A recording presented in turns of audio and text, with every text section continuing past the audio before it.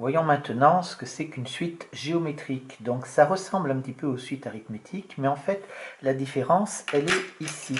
C'est-à-dire que vous voyez, j'ai représenté mes termes et je vais donc ici passer d'un terme au suivant, etc., etc. Ici, pareil, je vais passer toujours d'un terme au suivant. Mais cette fois-ci, au lieu d'additionner la raison, eh bien, je vais multiplier par la raison à chaque fois. Je vais multiplier par la raison. La raison, cette fois-ci, on ne va pas l'appeler R, mais on va l'appeler Q ici, parce que vous allez voir pourquoi, grâce à la propriété que l'on va pouvoir avoir en dessous. Multiplié par Q, etc.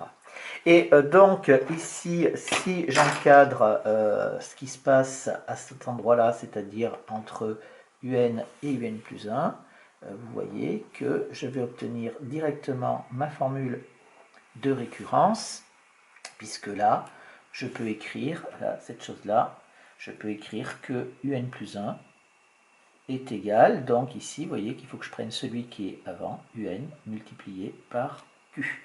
Et donc, la formule de récurrence, la suite géométrique, elle va définie toujours par récurrence comme les suites arithmétiques, mais la formule de récurrence, elle va être du type UN plus 1 est égal à Q fois UN, ou UN fois Q, c'est exactement la même chose. Donc, on multiplie à chaque fois par la raison que l'on appelle Q.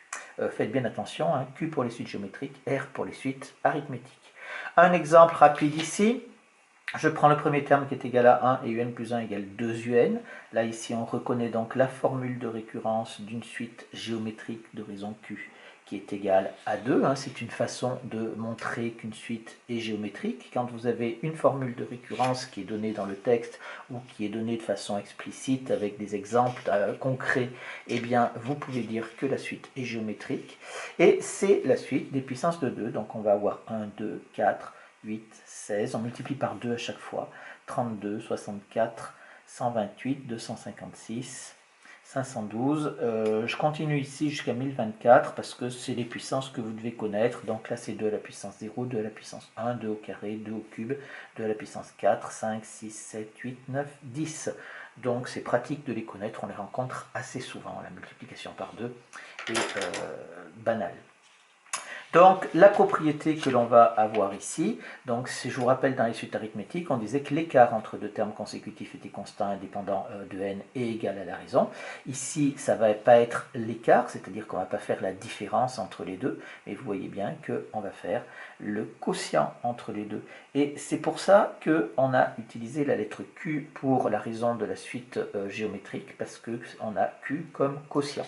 Donc, le résultat doit être indépendant de n est égal à la raison. Et bien ça nous donne la méthode pour montrer qu'une suite est géométrique. Donc qu'est-ce qu'on va faire? On va calculer un plus 1 moins un, c'est-à-dire le quotient entre deux termes consécutifs, et on regarde si c'est constant indépendant de n. Attention, hein, on fait ça uniquement si on n'a pas la formule de récurrence par ailleurs. Donc regardez ici, j'ai une suite qui est définie par son terme général. Donc qu'est-ce que je vais faire? Eh bien je vais calculer un plus 1 sur un.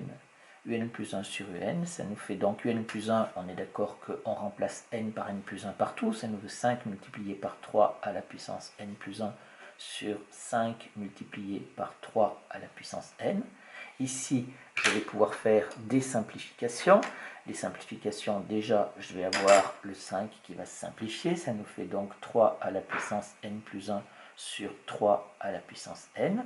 Et ça nous fait 3 à la puissance. Alors, j'utilise ici la propriété a à la puissance m sur a à la puissance n qui est égal à la puissance m moins n. C'est les propriétés des puissances que vous connaissez, que vous avez utilisées au collège. Ça fait 3 à la puissance n plus 1 moins n, ce qui nous fait donc 3 à la puissance 1, et 3 à la puissance 1, ça fait 3.